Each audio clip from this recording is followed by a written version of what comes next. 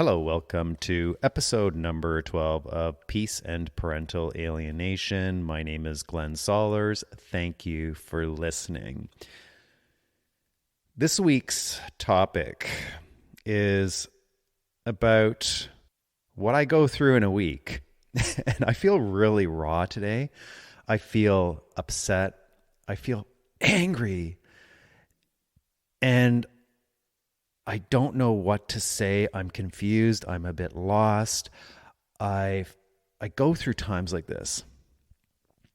I've been alienated for 6 years, and I have an emotional roller coaster that I go through many times. And I want to what I will do is I just want to share with you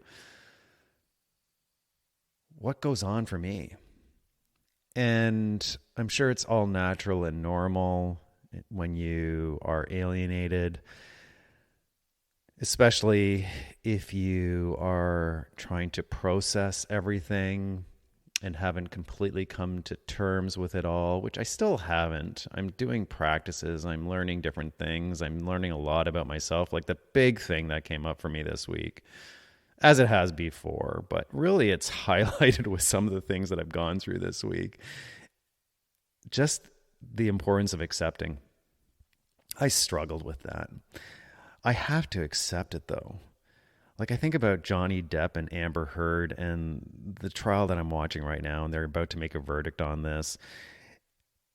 And one thing that Amber Heard's lawyer stated, which really resonated with me, and I think that's what kind of put me into a bit of a spiral loop downhill, was the fact that anybody who has abandonment issues in their life, which is a situation in my my circumstance, there is an impact. Imagine growing up without a parent in your life. It's not easy, and it's going to have an impact on your mental health. So there's this part of me that's trying to be so compassionate about this, and then the other part of me feels, well, you know what? I want them to be rational, and as Amber Heard's lawyer, as Johnny Depp's lawyer stated, you can't expect people in this situation to be rational about things. I think she said something like that, or that's maybe how I interpreted it. However, there's this part of me that feels this problem needs to be solved. I can't let it go. This is my son. This is my family. This is somebody I need to watch out for, but I can't. And he's 20 and almost 20.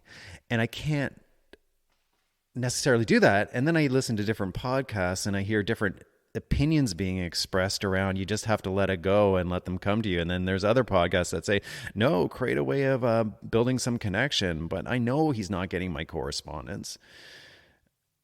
Well, I don't know he's not. However, I can imagine he's not getting my correspondence. So yeah, I'm feeling really, really raw, really sad. And I just want to talk about that today. Like, this is what goes on in my life. There's days where I have a lot of negative thinking about this all.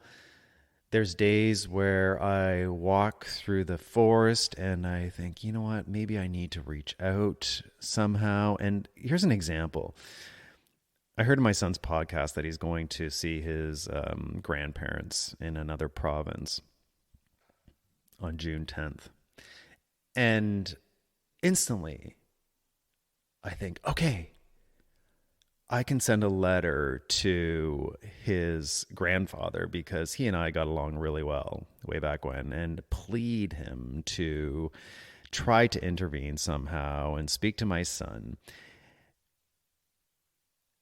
And I wrote the letter and I shared what my feelings are, what my thoughts are, what's going on. And I was going to send it. And I didn't. Part of me struggles with, am I being a coward? Am I giving up? The other part of me says, Glenn, you cannot push this anymore. you know what the right thing to do is, but what damage could this do? And then the other part of me says, well, you got to try. You have to try. And this is a pattern in my life about me trying harder and harder to resolve situations, to be seen. When I was a kid, I was seen in a negative light in many ways. That, Glenn, you need to try harder and apply yourself. This messaging, it's like I'm just really faced with it now. And it's a constant reminder of, here I go again. And it's my son. It's a struggle, folks. And there's a lot of sadness and anger about this whole situation.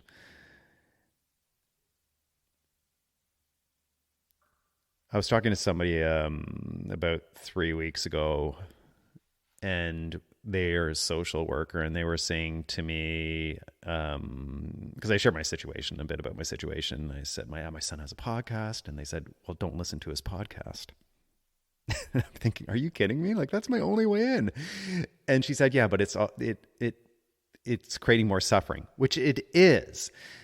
And there's this other side of me, and this is why parental alienation is such a mind, you know what, because you're damned if you do and you're damned if you don't. Every parent wants to be involved in their child's life. Every parent wants to see their child succeed. Every parent wants to be there to support one's child. And weirdly enough, it feels like I'm doing that a bit through listening to the podcast, because I do feel more connected in some respects, but it also creates a sense of disconnection. And I think that's what I'm getting at here is I feel like I'm going crazy sometimes. That there's two sides here that play out, and it's sometimes difficult for me to find a balance in the middle. And there's sometimes where I'm so balanced, and there's sometimes where I'm not. And I think that's okay. And maybe I'm not making it okay to feel this way, but it is okay. It's okay to cry. It's okay to be sad. It's okay to not have it all together. And maybe that's why so many of us struggle, is we try to make it okay. But everything doesn't have to be okay. Well, an important aunt of mine said to me, Glenn, you need rain and you need sun. I want to have it all together. I want to have the ideal life. And in so many respects, I do have the ideal life. And I just have to accept I cannot win in this situation because I end up losing. I practice all the techniques that I've shared with you throughout my podcast series, and I still struggle. And I'm still trying to find the answers. And that's also an okay thing. That's what a human being does. We problem solve. And actually what they say is, if you have no problems, one is not as happy. It's a self-fulfilling prophecy, I guess, that doing this, trying to find an answer, is making me feel important, making me feel like I am doing the best I can, making me feel like at least I am not giving up. And in doing so, I have to be okay with failure. I have to be okay with being sad about not getting the results that I'm hoping for. However, the results I have been getting, if I think about this over time, is a greater level of self-awareness. And in doing so, when my son does come back to my life, I'm going to be grounded.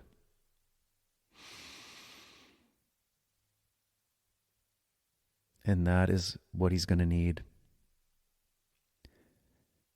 I was listening to something recently about the importance of hope and the importance of not thinking I'll never see my son, because really that's what goes on in my life. I feel it's just at a point with all these symptoms and everything I hear. Like I hear stories where people haven't seen their kids for 25, 30 years. And sometimes I feel that's might be me. And this person said that it's important to be in a place of hope that you will reconnect. That I focus on the positivity. Is that ever hard sometimes? So my thinking has been that I may never see my son. And the challenge, I guess, with my thinking is that through that thinking, I am kind of protecting myself in a way because I'm not setting myself up for failure. And why am I trying to control things? That's controlling. That's trying to control a situation. A counselor said to me a while ago, Glenn, live in the world of wonder.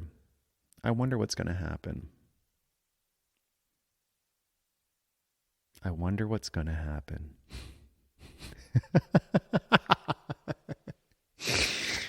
I'm laughing because, yeah, it is so important to remind myself of that. Maybe that's what I need to do. And folks, thanks for me just being like letting me be raw here, because this might give you some insights in terms of what goes on possibly in parents like me in our head around this, because it's so confusing. We're hit with a freight truck and we're still like, I'm feeling dizzy sometimes about this whole thing.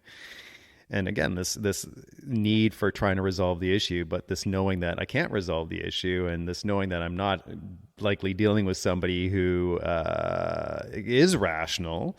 Otherwise, rational people would want to work through problems, which is frustrating because it makes sense. If you have a problem, work through the problem, because my child is not going to know how to problem solve, and they're going to cancel people out in their family, and history repeats itself. And it's just so frustrating, especially for like me, knowing like what I've been through in terms of self-awareness training and the impact our childhood has on who we are in the present moment, and how, wow, my son is going to likely suffer a lot as well. Although right now it's quite evident he doesn't see that through what I'm listening to on his podcast, which is also a vicious circle around, yep, he's doing well. Listen to him on his podcast. He has a happy life, and darn, I'm not in his life. And how can he possibly have a happy life?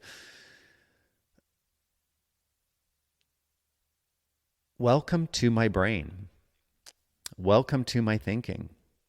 Welcome to this reality that I live in, and that I'm sure many of you who are listening live in as well. A reality of desperation, which reminds me of, again, what the Gabor Mate, I mentioned this in an earlier podcast, what Gabor says about what causes stress is lack of control, no control, a lack of having a say in the matter of things. And I have no say in the matter of things, a lack of predictability. I have no idea.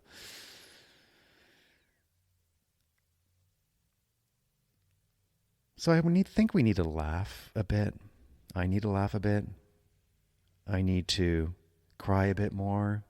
I need to accept that I am going to feel sad. I am going to feel unbalanced. I am going to feel frustrated. And that's all okay. Versus trying to fight it. I can't fight the court system. I can't fight family law. I can't fight against my ex. I can't fight against a wall that's not responding back. I keep on pushing and pushing, and nothing happens. I did drop off a letter at my son's work. because I found out through his podcast where he works. And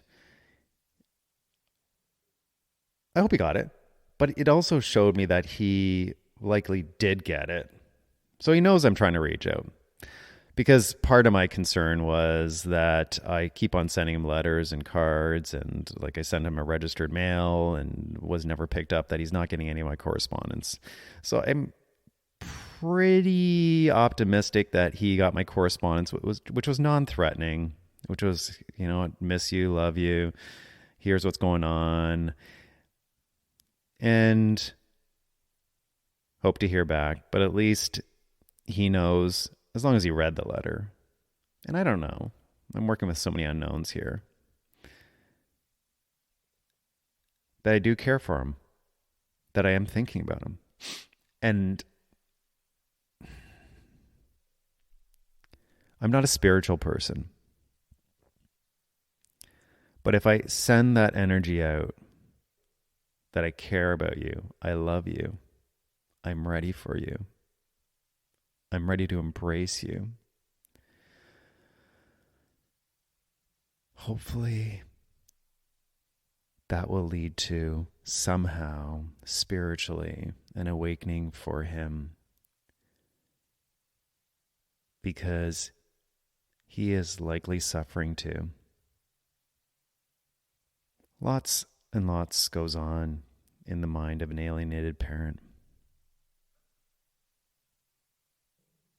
Thoughts run wild. Stories emerge.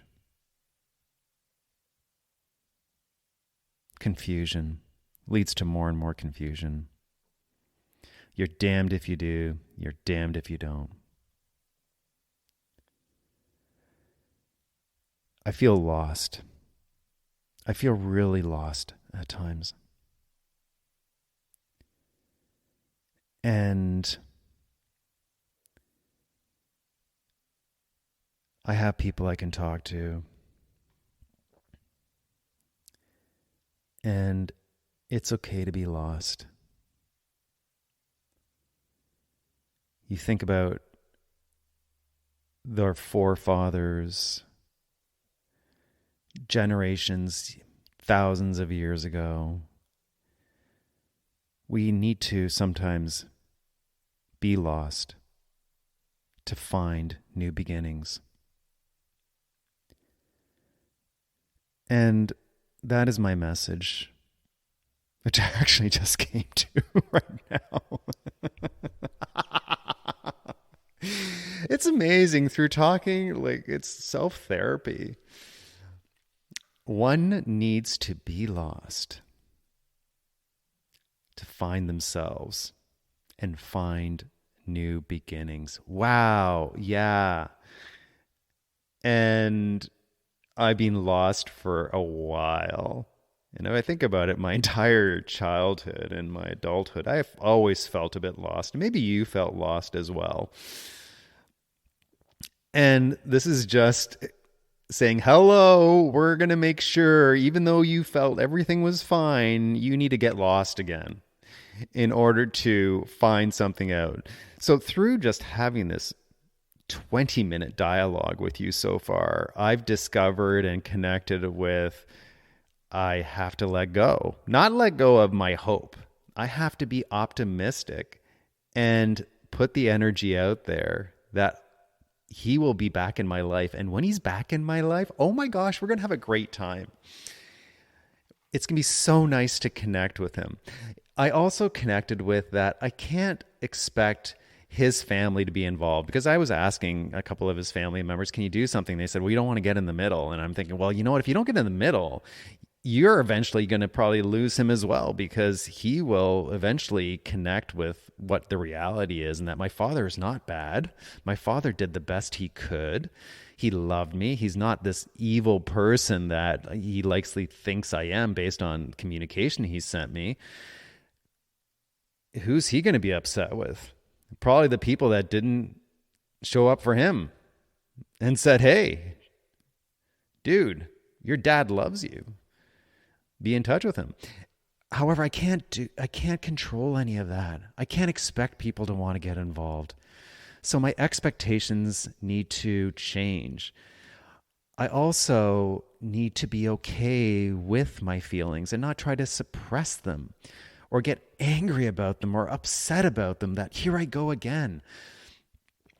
There is no end to this grieving process. It's because you're dealing with a live human being who you know is well out there. You can't expect to have an end to it. There's no end until one of you passes away or there's a reconnection.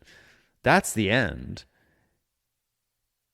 And it's okay to be in the journey. It's okay to be in this lost place. And when we're in the lost place, we need to sometimes, I need to sometimes rather, take time to be in it, be okay with it, be in the struggle. Because in the struggle, I can find myself and I can find ways out. And then, I'll be in the struggle again, and then I just need to do it again and again. And that builds resilience. That is human nature. Life is not always easy. Folks, we need to do what we can. And it's okay to not know what that is. It's okay to not know what that is. And to be, like I mentioned, in this sense of wonder, this sense of confusion, daze.